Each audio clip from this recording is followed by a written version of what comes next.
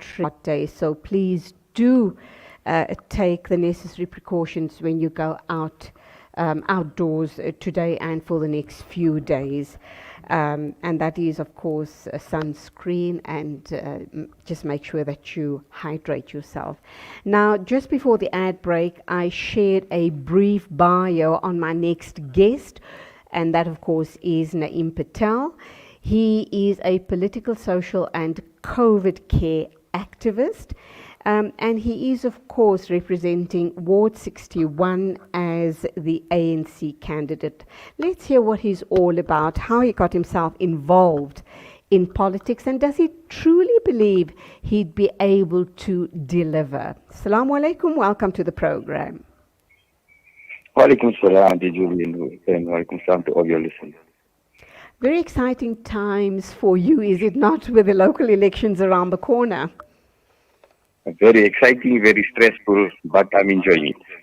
And lots of hard work, I should imagine. Yeah. That is Okay. G. Absolutely, absolutely. Fun for our community, yeah. Okay. You call yourself, well, political obviously speaks for itself, being the Ward 61 ANC candidate. Social and COVID care activist, talk to us a little more about that. Obviously, it does tie in directly with being a political activist as well, but just give us a little more information as to how you get involved and how you are making a difference in your ward. Okay. I'm active in my community on a social level from a young age of 9 years old, back in 1984. I joined the civil defense, which is now disaster management, at a very young age. I was 11 years old, qualified as a firefighter. And then I went on to found a movement called the Umma Youth, which was an organization started in Pretoria by the late Karim Ali, very well-known activist here. It was at that time in the early 90s, where we started an anti-drug movement, educating people about drugs, doing some rehab work and counseling. And this last till Karim passed away, this movement was basically his brainchild. We were all activists there. And then later on in 94, I joined the ANC in terms of its campaign. I'm politically active, first arrested in 1984 at 9 years old. People always ask me, what did the security forces find a threat from a 9-year-old? That was back then. That was a real threat for a 9-year-old to be a threat to a national government. But anyway, coming back to my social activities, in 1994, I was campaigning for the ANC, and obviously we won the election. I then got onto the executive of the ANC in the role of sports and recreation for my community. We founded the Laudium Sports Council, which was a body that basically coordinated sporting activities. So all the sporting bodies in Laudium were coordinated by the Laudium Sports Council. I was also part of the Bangladesh Flags Association, which is basically something like your flags in Cape Town. It's a flag built by government, so obviously we had to get these title deeds done for the community and get them the flags at a very reduced rate because they paid rental for many years, as well as the White Blocks Residents Association, which is something like Gravel, where we gave the homes free to the residents, as well as upgraded the geysers and basically the homes itself. Like this, I was involved in many organizations on a grassroots level for the last 37 years in various fields, social, in terms of welfare. So yes, I'm a real community son of this ward. School year, did his year, in active year. In the last year, the thing that hit our community the most was obviously COVID. It was a time when even families wouldn't go, mother won't go and see her own child, or child won't see their own mother because of COVID. No doctors were going to visit patients. So we started Laudium Community Care, and I became an activist there, and very active, basically seeing over 900 families in Pretoria in this 1 year, visiting them, assisting them with oxygen, doing the vitals, advice, counseling, arranging ambulances, hospitals, trips. So basically doing the full care, which was linked via doctors who basically advised us from their surgeries, etc. So yeah, on the grassroots, I was involved in COVID. in the last 1 year. Therefore, the COVID care activist title. And that's ongoing, obviously. So tell me, Naeem, what was it as a 9-year-old that touched your life in such a big way that you became conscientized socially and politically? Who were your role models, or what happened in your life at that point in time where you dedicated literally your life to the upliftment of your community? I think I must say that probably my heroes were the late Dr. Ren Saliji, very well-known activist in the Lenasia area, and Dr. Isuk Jasat, who is internationally renowned as not only an activist but a humanitarian. And these were my uncles, and I drew a lot of strength, and they were on my role models. So at that time, a lot was going on in the TI running in Congress. They were arrested, they were jailed, and a lot of things locally back home were going on in terms of our local House of Delegates politics back here. So this is what motivated me. I think activism is in your blood, Auntie Julia. I don't think it's a time to start with 9 years old and you become an activist. Those who have it in their blood, they'll be activists, no matter in what field it is. But if you have that passion to assist people and for humanity, I think that you will live with. Even I tried to retire at one time from politics and said, you know, I'm tired now. I'm going to just sit back. But you can't. It's just in your blood. Something else. It's your calling. Yes. Alhamdulillah. It's your calling. So tell me, Naeem, you've been active from the age of 9. You've been wanting to work for the people. Alhamdulillah, you have up to now managed to do that. But do you ever have a real job at all, and what was it? Yes, so I'm a business development manager. Okay. For one of the big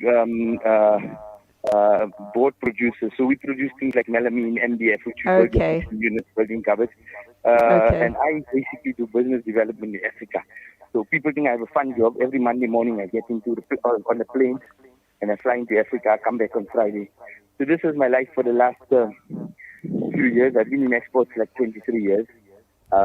So dealing with many communities, even when you travel in for work purposes, when you're in another country, after 5 o'clock there's nothing, you basically then link up with local people, assist in the masjid there or social work there. So I think 21 countries in Africa I've done working and I've enjoyed it. Alhamdulillah. So, this is May you, for a job. all right. May you continue serving the people. May you continue following your passion, because obviously you are passionate about what you do. Now, I am a bit of a skeptic, I'm pretty cynical as far as politics is concerned. We know the history of the ANC. That doesn't suggest that other parties are squeaky clean.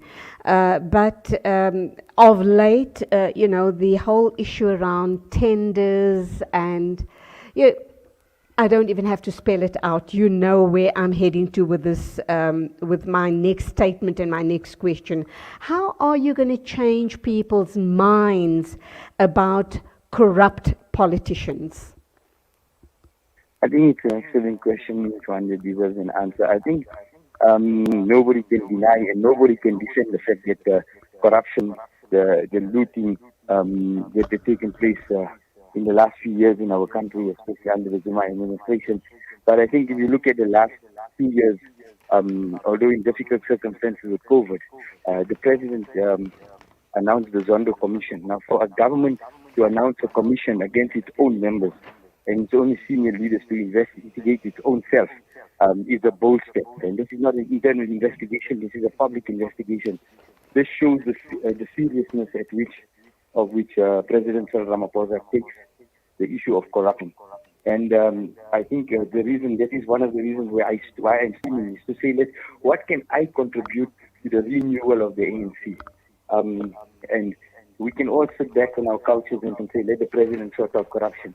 But we need to get involved as sincere, loyal, honest leaders and say that let me also play my part so that we can rebuild this organization and rebuild this movement, because it hurts nobody as much as it hurts us when we see corruption, because we were in this movement, we were people who fought for the freedom of this country, and to see corruption, it hurts us the most, because this is not what we fought for, not what our family members died for. So this is the reason I think, and this is what I tell people out there in general. On a more specific thing with us coming, if I can speak of it from the Indian community, and then maybe more specifically from the Muslim community. Okay, we do have time constraints, so if you could just speed it up if you don't mind. Okay, I think the ANC is the only political party that can deliver for the Muslim community. We need to understand that in national politics, there's two players really, the DA and the ANC. Everybody else is aligned in some way to one of these parties, including the EFF. So we have a choice, either the DA or the ANC. And I think the ANC, if you look at the Joburg Metro and the Tshwane Metro here in Pretoria, we can only align with one of these parties to get budgets passed to make sure that we get what we want for our community. So okay. That's why I'm saying to people. We've got lots and lots of little parties springing up. Are they here truly to serve the people, or is there a perception out in the general public that if you become a politician, a councillor, whatever it is, that there's lots of money to be made, or you're going to get a good salary, and then once you get elected in, you forget about the people and you just disappear, or just, do the minimal amount of work so that you can take your paycheck? And question number one. Question number two, a lot of these smaller parties are eventually going to they're going to go into coalitions. Is that not going to hurt the two big parties, DA and ANC? Yes, but it's good. And let me just add, Naeem, as well. Absolutely, because it keeps government on their toes. It keeps them accountable. I think let's take the small party issue. You'll find that the small parties and independents always align to one or the other party. For example, Al Jamaa party, everybody knows it's not a hidden fact that Al Jamaa is always pro-ANC. They vote with the ANC nationally. Most of the time they vote with the ANC on a local level as well. So like this, you have many parties, the National Freedom Party, which also votes for the ANC. You have parties like EFF, which recently have been voting with the DA. So it's very important that people, when they vote for these smaller parties, understand that a vote for this party is actually a vote for the ANC, or a vote for that party is actually a vote for the DA.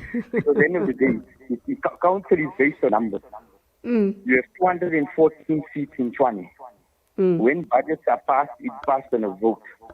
If you vote, remember, neither the ANC nor the DA had a majority in both our major metros here in Gauteng. So what happened is you had to have a smaller party. So you fight the EFF, then EFF fights go and sign an alliance with the DA. So actually the EFF is controlling the budget, not the DA, because their vote is important to the DA to get that budget passed. So we need to be very careful how we vote for small parties. You need to, when you're putting across for a certain party, you're actually putting across for the bigger party. So it just, and that's the reality. A small party with 10 seats, what exactly can they as an individual party achieve in council? We see it in national politics. People, you find the media will be full of what the EFF says, what the DA says. What have they actually done? One thing, only one thing. They can't, because the ANC's national government has more than 50%. They don't need an alliance partner. So they pass the budget, they pass whatever they regulations based on the vote of the ANC. Whereas in the two councils, it is smaller parties which had a say, and we need to ask ourselves, do we want to vote for the EFF? If we do, we're voting for the DA. So we need to, this is very important, we need to keep in mind when we vote for smaller parties. Okay, Naeem, obviously we thank you for giving us an insight as to how political parties work and how they align themselves, etc. What about the new kids on the block like Action SA, etc.? They're promising huge things. Do you not believe that the ANC and possibly even the DA are going to be losing lots of votes to people like them because they really and truly anti-corruption? Yeah, I think you're right. We will, the ANC and the DA might lose votes to them.